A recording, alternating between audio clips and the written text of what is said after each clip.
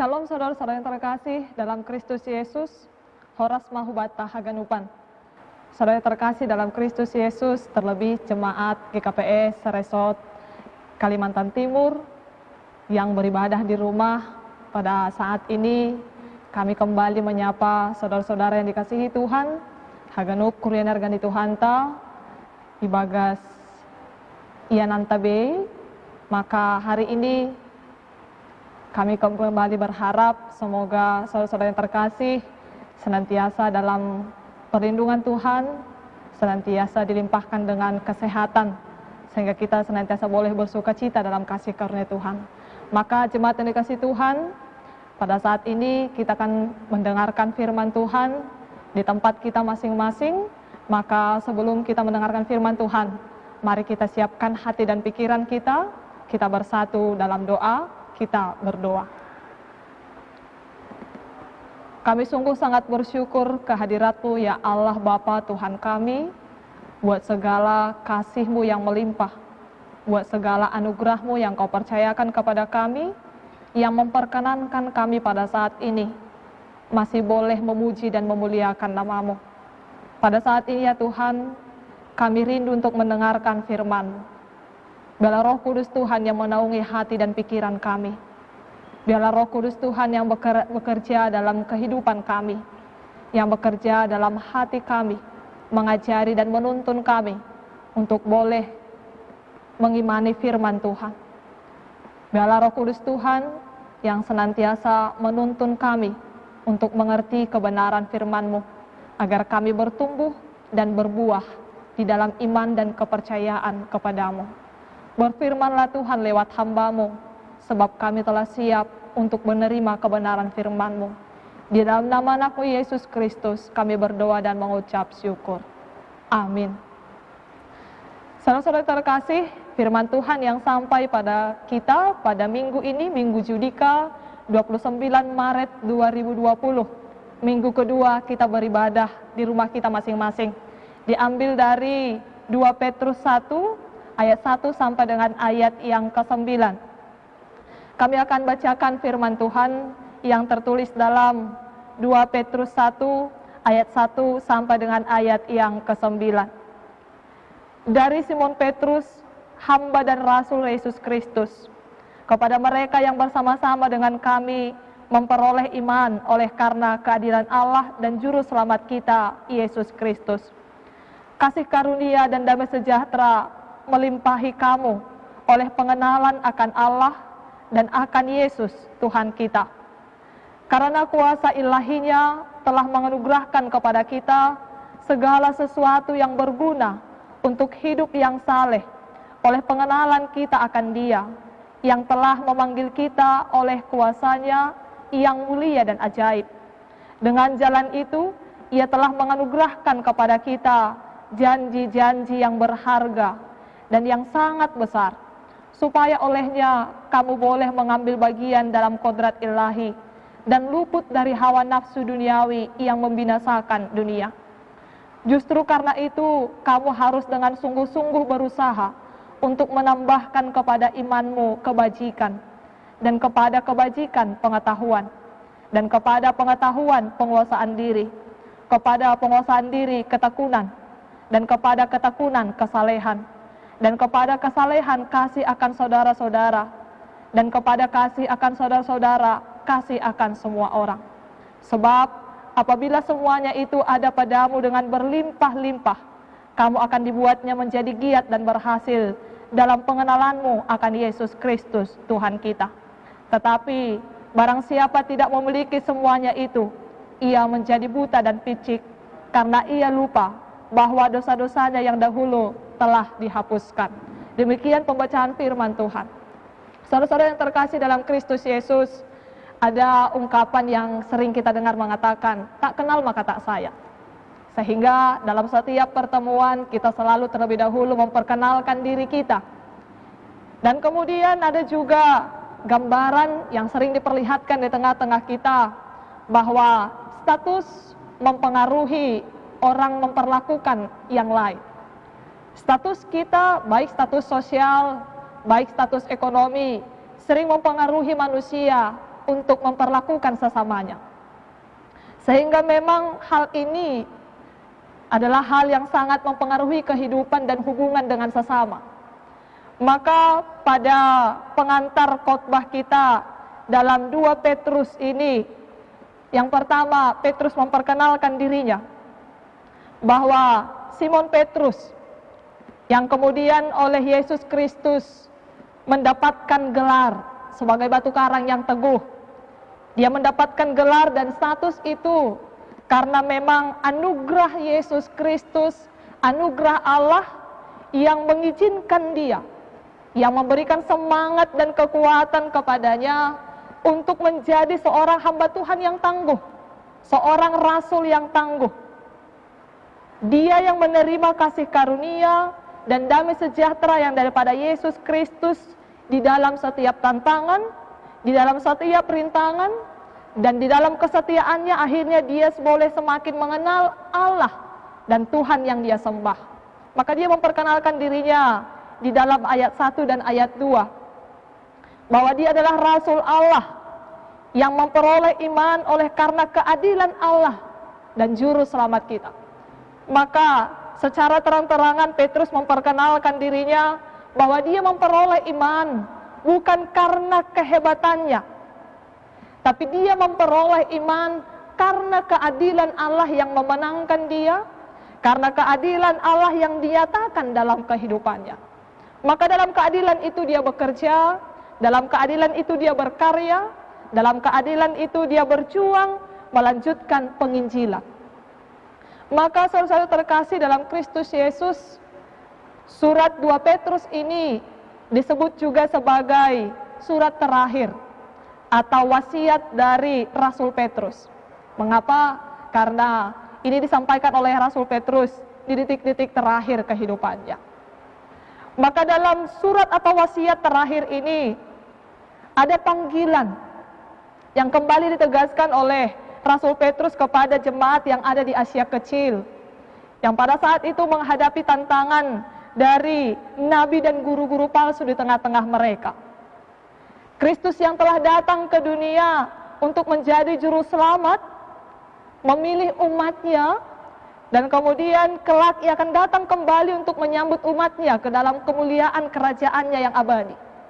Maka surat ini ditujukan kepada orang-orang yang telah percaya, orang-orang yang telah mengimani Yesus Kristus sebagai juru selamat, orang-orang yang telah mengambil pilihan bahwa mereka menjadi pengikut Kristus. Orang-orang yang telah dipanggil di dalam kerajaan Allah, di dalam anugerah Allah, memperoleh keselamatan yang daripada Allah. Maka di tengah-tengah tantangan itu, Rasul Petrus ingin agar mereka tidak gampang goyah, agar mereka tidak terguyur oleh ancaman, agar mereka tidak ciut oleh ancaman dari nabi-nabi palsu dan guru-guru palsu. Maka kembali firman Tuhan ini menegaskan kepada mereka akan keberadaan mereka, akan panggilan mereka di dalam iman. Maka dikatakan di sana dalam ayat 3, karena kuasa ilahinya telah menganugerahkan kepada kita segala sesuatu yang berguna untuk hidup yang saleh oleh pengenalan kita akan Dia yang telah memanggil kita oleh kuasanya yang mulia dan ajaib. Maka ada kesadaran dari Simon Petrus yang mau dia sampaikan kepada jemaat Tuhan di Asia Kecil yang sedang diperhadapkan dengan tantangan itu, bahwa panggilan kita menjadi orang percaya adalah dari Allah sendiri. Dan panggilan menjadi pengikut Kristus adalah panggilan yang mulia dan ajaib. Maka kita perlu mengenal siapa Allah yang memanggil kita itu dengan baik. Tentu dalam kehidupan ini juga, kalau ada yang memanggil kita yang tidak kita kenal, kita tidak sembarangan untuk memenuhi panggilan itu. Dan itu sering kita nasihatkan kepada anak-anak mungkin. Kalau ada yang tidak dikenal memanggil, apalagi zaman sekarang ini banyak terjadi penculikan, maka kita sering mengatakan kepada mereka, kalau ada yang tidak dikenal yang memanggil, jangan langsung ikut, jangan langsung diiyakan.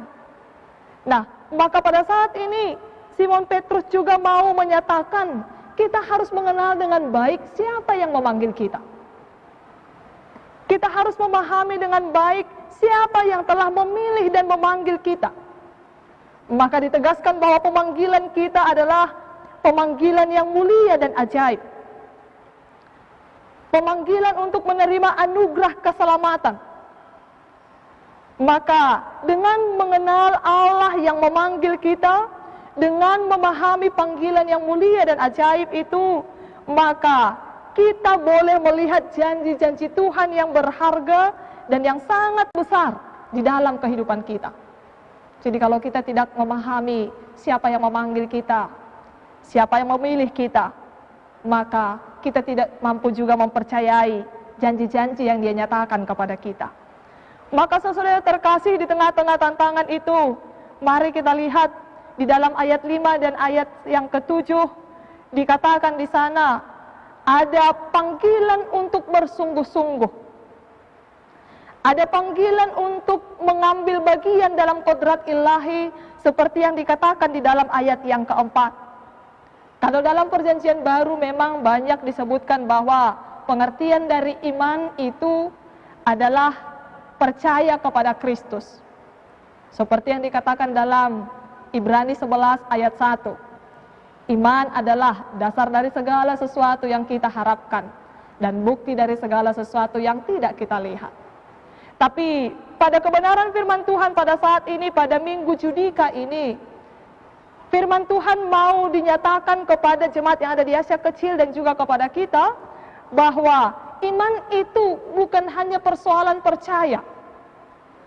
Tetapi dalam ayat 5 sampai dengan ayat yang ke-7 dinyatakan bahwa iman itu berarti juga melakukan perbuatan-perbuatan yang menunjukkan bahwa jemaat sungguh-sungguh bersatu dengan Allah. Ketika kita mengaku bahwa kita adalah orang yang beriman, ketika kita mengatakan bahwa kita adalah pengikut Kristus, maka dalam ayat 5 sampai dengan ayat yang ke-7 dikatakan kita harus mampu melakukan perbuatan-perbuatan yang benar itu. Kita harus mampu menunjukkan identitas dan integritas kita sebagai orang yang beriman. Dan itulah yang pada akhirnya membedakan kita dengan guru-guru palsu dan nabi-nabi palsu. Inilah harapan Simon Petrus kepada jemaat yang di Asia Kecil, bahwa di dalam panggilan mereka sebagai pengikut Kristus, mereka harus memikul salib. Ada kuk yang harus ditanggung. Maka ada panggilan untuk bersungguh-sungguhlah. Berarti berusaha dengan sebaik mungkin, semaksimal mungkin. Untuk apa? Saudara terkasih, dikatakan dalam ayat 5.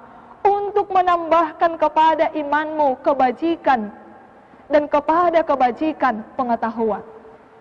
Maka kita harus senantiasa mengalami pertumbuhan di dalam iman.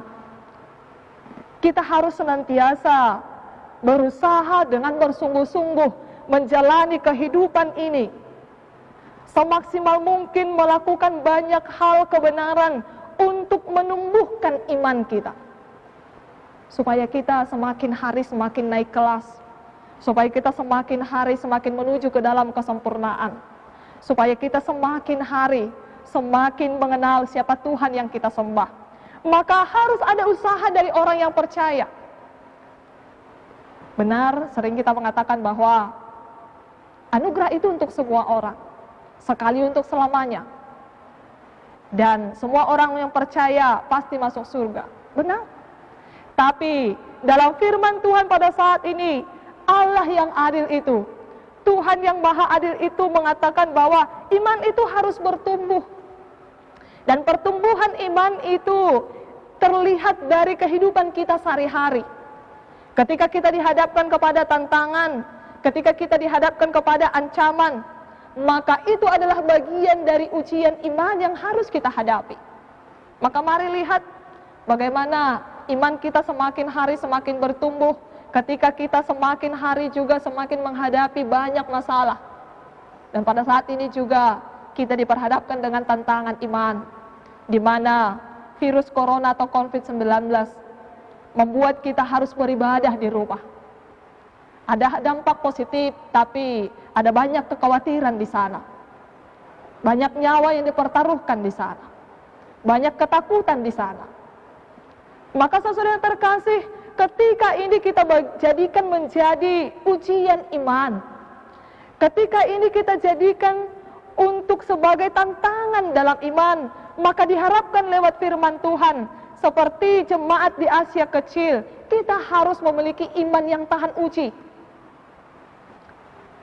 Kesulitan ini tidak membuat kita menyerah, tapi mengajak kita untuk senantiasa berserah di dalam kebajikan kepada Tuhan. Maka orang-orang pengikut Kristus, orang-orang percaya, orang-orang yang mengandalkan Tuhan, orang-orang yang mengenal kasih Tuhan, maka dia akan memiliki iman yang tahan uji. Dia akan memiliki iman yang tangguh. Maka di dalam memperjuangkan iman juga kita harus dipenuhi dengan pengetahuan yang berdasar kepada kebajikan. Jadi tidak cukup hanya menjadi orang baik, tapi kebaikan kita juga harus didasarkan kepada kebenaran. Maka kita butuh firman Tuhan untuk membawa kita kepada pengetahuan yang benar. Jadi jemaat yang dikasihi Tuhan, ada ilustrasi sederhana mungkin seperti seekor monyet yang ingin menyelamatkan seekor ikan kecil yang berada di darat di tepi laut. Karena rasa kasihan, monyet ini ingin menyelamatkan ikan ini, sehingga dia membawa ikan ini ke daratan, ke atas pohon. Niatnya baik, tapi tidak benar.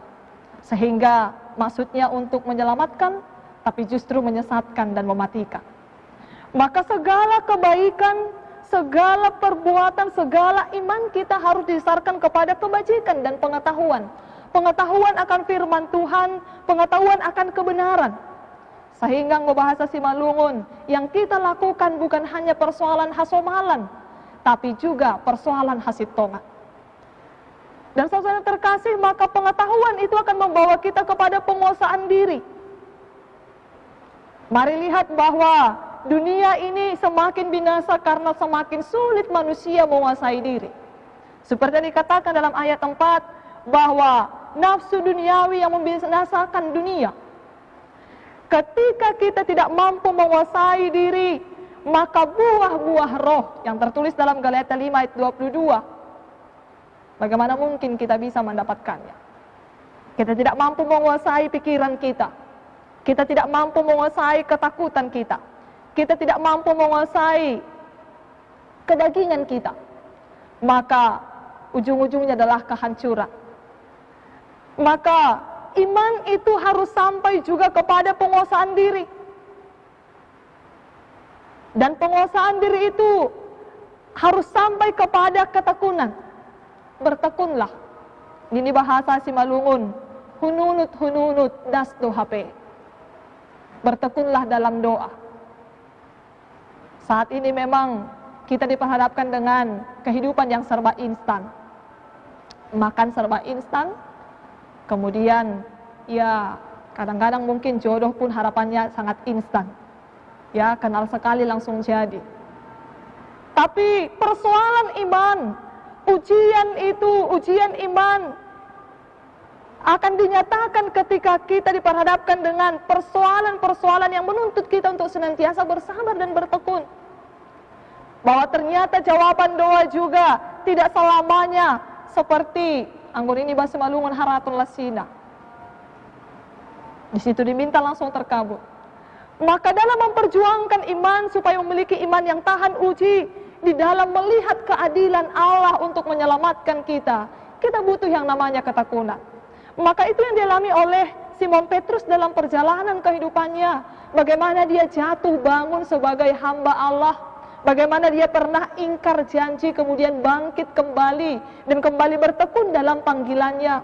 Bagaimana dia kemudian dipulihkan dalam panggilan itu. Bagaimana ketika mereka diperhadapkan dengan tantangan, ketakutan, tapi mereka tetap setia dalam ketekunan itu, dalam panggilan itu, dalam anugerah itu. hingga akhirnya mereka menyatakan, ini keselamatan Allah, ini keajaiban itu, ini kemuliaan itu.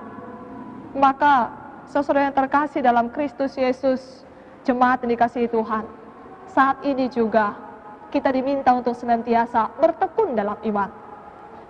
Kita diminta untuk senantiasa setia dalam iman kepercayaan kita, setia dalam ujian ini, hingga pada akhirnya nanti keadilan Tuhan itu nyata dan menyelamatkan kita.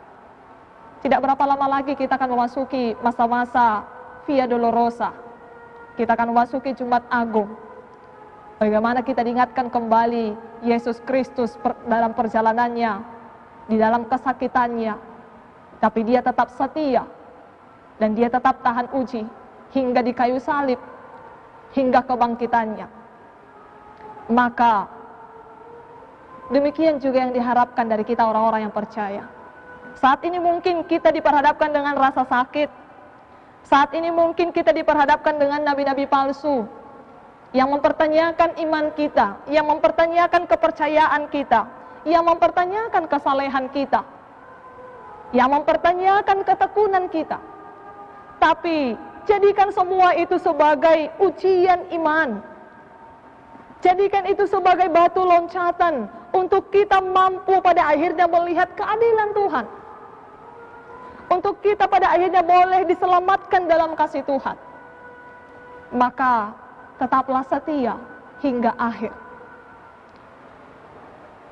Jemaat yang dikasihi Tuhan, kemudian dalam firman Tuhan dikatakan bahwa iman dalam kebajikan, dan kebajikan yang akhirnya mendatangkan pengetahuan. Pengetahuan yang kemudian menuju kepada penguasaan diri. Karena orang-orang yang sudah memiliki pengetahuan yang benar, dia tahu mana yang benar, dia mana yang salah. Dia mampu menguasai dirinya. Dia mampu dengan bijak dan hikmat untuk menguasai emosinya.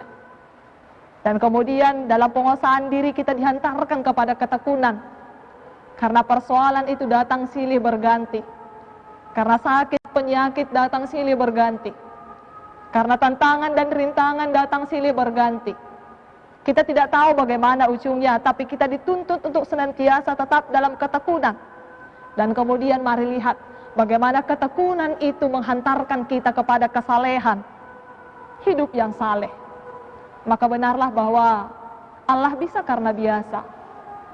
Karakter itu muncul dari kebiasaan. Kita memaksakan diri untuk terbiasa berdoa, maka doa itu akhirnya menjadi bagian dari hidup kita.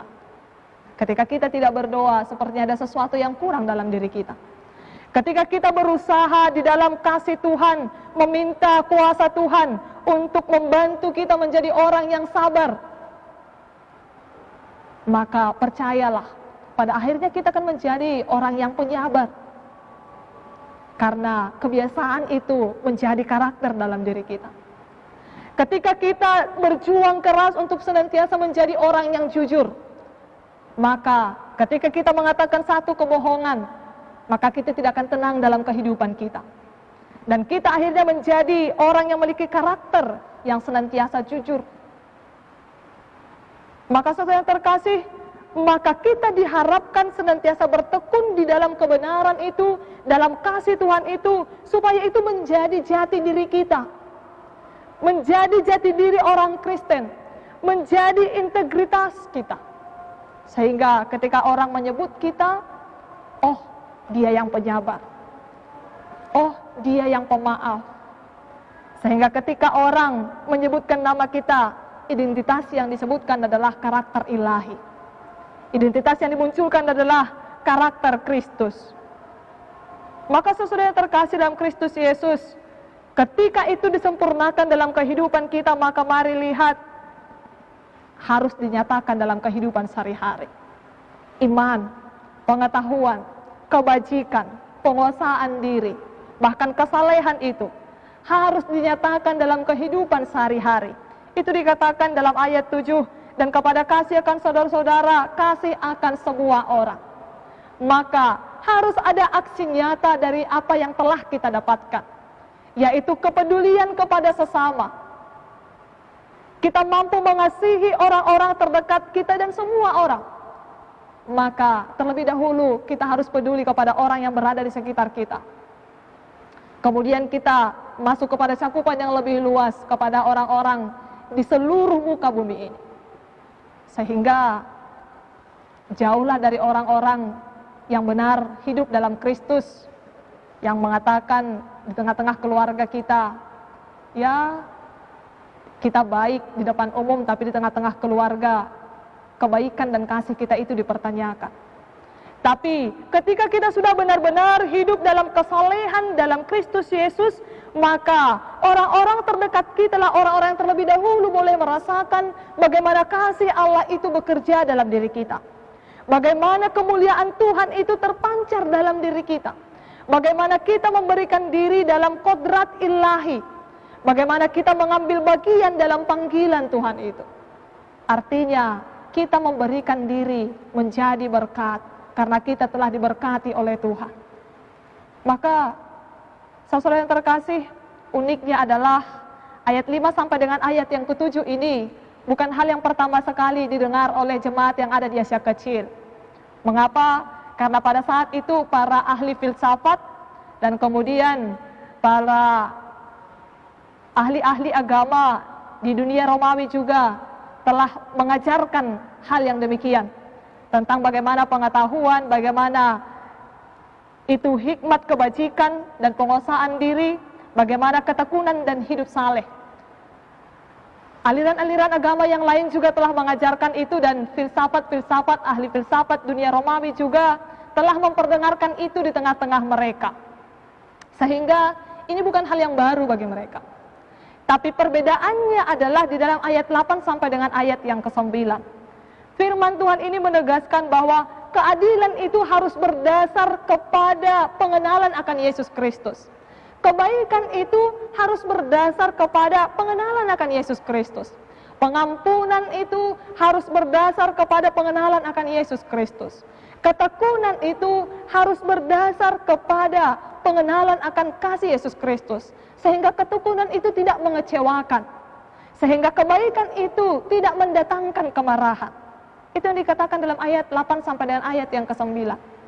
Mungkin bagi kita orang Simalungun, sarupa dora Bapak Inang kurinar itu hanta, bahwa persoalan kebaikan, hidup saleh, harus berpengetahuan, sudah sering kita dengar, bahkan mungkin dari orang tua kita yang belum juga mengenal agama, yang belum mengenal Yesus Kristus. Tapi dasar kebaikannya mungkin bukan berdasar kepada kasih Kristus. Ya teman, karena teman akhirnya melakukan kebaikan. Dasar kebaikannya adalah mungkin HMH, holong mangalup holong, huholongi ham, ase haholongi ham au. Sehingga ketika kasih itu tidak berbalas, maka kita kecewa. Maka dalam ayat 8 sampai dengan ayat yang ke-9, ini hal yang berbeda yang ditawarkan oleh firman Tuhan kepada jemaat yang ada di Asia Kecil. Bahwa ternyata dasar kita untuk senantiasa menambah pengetahuan itu adalah pengenalan akan Kristus. Karena pengetahuan itu adalah anugerah dari Kristus, maka kita memakai pengetahuan itu untuk alat kemuliaan Tuhan, bukan untuk menghancurkan. Karena banyak sekali mungkin pengetahuan yang menghancurkan pada saat ini. Karena dia pintar, akhirnya dia membodoh-bodohi orang lain. Karena dia pintar, dia bisa menghancurkan kehidupan orang lain. Karena dia memiliki pengetahuan yang luar biasa, dia bisa merusak keadaan sekitarnya. Membobol ATM, membobol wifi orang lain, tetangga, karena dia berpengetahuan. Tapi pengetahuannya bukan didasarkan kepada kasih dan pengenalan akan Yesus Kristus. Maka, saudara yang terkasih dalam Kristus Yesus, ayat 8 sampai dengan ayat 9 ini ditekankan bahwa ketika ketekunan kita, pengetahuan kita, kebajikan kita, penguasaan diri, dan hidup kita yang saleh, didasarkan kepada Yesus Kristus yang kita imani itu, yang kita kenal sebagai juru selamat itu. Maka dikatakan di sana bahwa apabila semuanya itu ada padamu dengan berlimpah-limpah, kamu akan dibuatnya menjadi giat dan berhasil dalam pengenalanmu akan Yesus Kristus Tuhan kita. Maka untuk mengenal kasih Tuhan, kita butuh pertolongan Tuhan. Untuk mengenal keajaiban Tuhan, kita butuh tuntunan Roh Tuhan. Tapi dikatakan dalam ayat 9, barang siapa tidak memiliki semuanya itu, ia menjadi buta dan picik, karena ia lupa bahwa dosa-dosanya yang dahulu telah dihapuskan. Maka jemaat dikasih Tuhan, ada orang yang menerima anugerah, tapi tidak menghargai anugerah itu. Ada orang yang menerima berkat, tapi tidak menjadi berkat karena berkat itu. Ini di bahasa si Malungun, rado tongon, lupa bani si pambere, halani si bere-bere.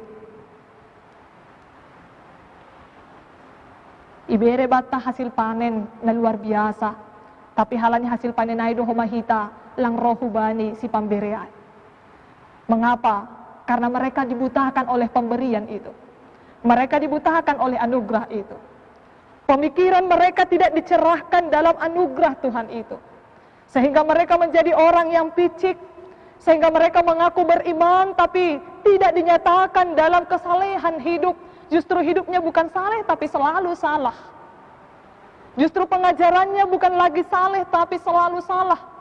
Karena dasar tindakannya, dasar kebaikannya sekali lagi bukan berdasarkan kepada kasih Kristus,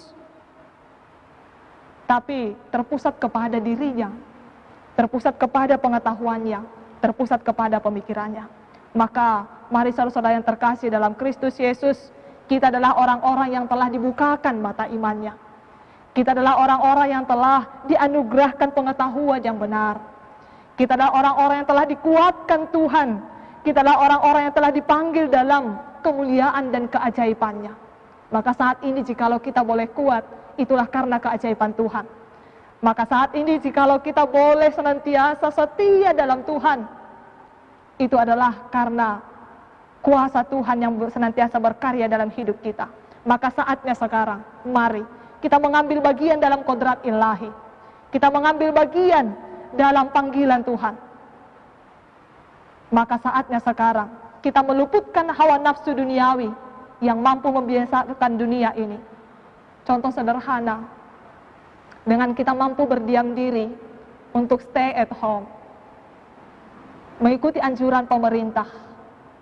Bukankah kita juga telah menghancurkan hawa nafsu duniawi yang mungkin kalau ditanya pribadi lepas pribadi, ada mungkin di antara kita yang sudah tidak tahan sebenarnya untuk berdiam diri di rumah. Sudah pengen traveling dengan situasi liburan ini dan tiket yang murah. Tapi firman Tuhan mengatakan kita harus mengambil bagian di dalam keadilan dan kemenangan Tuhan.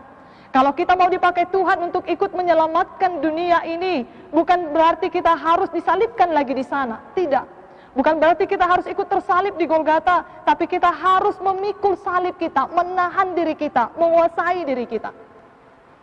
Kita pasti dimampukan jikalau kita mengandalkan anugerah, mengandalkan kekuatan daripada Tuhan. Maka selamat saudara-saudara yang terkasih, selamat memiliki iman yang tahan uji, selamat memiliki iman yang senantiasa terpercaya dan terpuji, sehingga di hadapan Allah kelak juga kita menjadi anak-anak yang tahan uji. Kita menjadi anak-anak yang terpuji, sehingga Bapa kita mengacungkan jempol untuk perjuangan kita. Tertatih mungkin saja, menangis bisa jadi, tapi satu hal yang diharapkan dari firman Tuhan ini seperti yang dikatakan oleh Simon Petrus, Allahku batu karang yang teguh, bersama dengan Tuhanku maka aku akan senantiasa dimenangkan. Karena keadilan Tuhan adalah keadilan yang menyelamatkan. Dia tidak pernah tertidur. Maka walaupun saat ini ada gunung di hadapanku, mungkin aku mengalami ketakutan, tapi ketakutan itu akan membawa aku kepada kemenangan. Ketakutan itu akan membawa kita kepada kemurnian iman. Ketakutan dan kekhawatiran itu akan membawa kita kepada kedekatan dalam Kristus Yesus. Maka selamat dikuatkan, selamat diteguhkan, dan selamat senantiasa mengambil bagian dalam kodrat ilahi sebagai orang-orang panggilan dan pilihan Tuhan. Tuhan Yesus memberkati. Amin. Kita berdoa. Terima kasih Tuhan untuk anugerah-Mu yang telah Engkau nyatakan kepada kami. anugerah yang begitu besar yang senantiasa melingkupi kehidupan kami. Bapa yang baik, terima kasih Tuhan, karena di dalam kemuliaan-Mu, di dalam keajaiban-Mu, Engkau telah memilih dan memanggil kami menjadi anak-anak-Mu. Dan Engkau telah memakai kami untuk mengambil bagian dalam kodrat ilahi. Engkau mencurahkan berkat-Mu dalam kehidupan kami, untuk kami boleh menjadi berkat di tengah-tengah kehidupan kami. Maka dalam perjalanan dan perjuangan iman kami Tuhan, kami sadar bahwa ada banyak tantangan yang diperhadapkan di tengah-tengah kami. Ada banyak cobaan yang menguji iman kami. Tapi kami yakin dan percaya, ketika kami mengenal Yesus dengan baik, ketika kami mengenal Tuhan yang kami sembah dengan benar, bahwa Allah yang kami sembah adalah Allah yang adil. Dan dalam keadilannya Dia senantiasa menyelamatkan orang-orang yang percaya. Di dalam keadilannya Dia mengutus anaknya Yesus Kristus untuk menyelamatkan kami dari segala keberdosaan kami. Maka kami senantiasa memohon anugerah-Mu Tuhan, untuk senantiasa menolong kami, melepaskan kami, untuk senantiasa menopang kami di dalam setiap tantangan kehidupan kami, di dalam ujian kami. Mampukan kami untuk memiliki iman yang teruji Tuhan. Tantangan-tantangan kecil, persoalan-persoalan besar, kerikil-kerikil tajam, biarlah itu senantiasa membawa kami untuk menjadi orang yang tahan uji. Maka kualitas kami akan teruji ketika diperhadapkan dengan persoalan, ketika diperhadapkan dengan tantangan, ketika diperhadapkan dengan banyaknya masalah yang kami hadapi. Maka kami yakin dan percaya, bersama dengan Tuhan kami akan menjadi pemenang. Bersama dengan kasih dan kekuatan daripada Tuhan, kami akan senantiasa bertekun di dalam panggilan Tuhan, hanya mengandalkan kekuatan daripada-Mu. Ini kami Tuhan, pada saat ini juga kami memohon, biarlah kami senantiasa bertekun dalam iman, bertekun dalam pengharapan kami akan kasih Kristus dalam masa kami menghadapi virus corona COVID-19 ini Tuhan. Ada banyak ujian yang diperhadapkan kepada kami, ada banyak tantangan yang harus kami hadapi dengan keadaan negara kami ini. Tapi kami yakin dan percaya, kami akan tetap menjaga kesalehan iman kami. Kami akan tetap menjaga kesalehan hidup kami, baik di dalam kehidupan sehari-hari, di dalam bermedsos, di dalam mematuhi peraturan pemerintah. Kami akan menunjukkan bahwa kami adalah anak-anak Tuhan yang terpuji di hadapan Tuhan. Terima kasih Bapa, kami akan melanjutkan perjuangan iman kami bersama Tuhan dan mengandalkan Tuhan. Terpuji termulialah Engkau. Di dalam nama anak-Mu Yesus Kristus, kami berdoa dan mengucap syukur. Amin.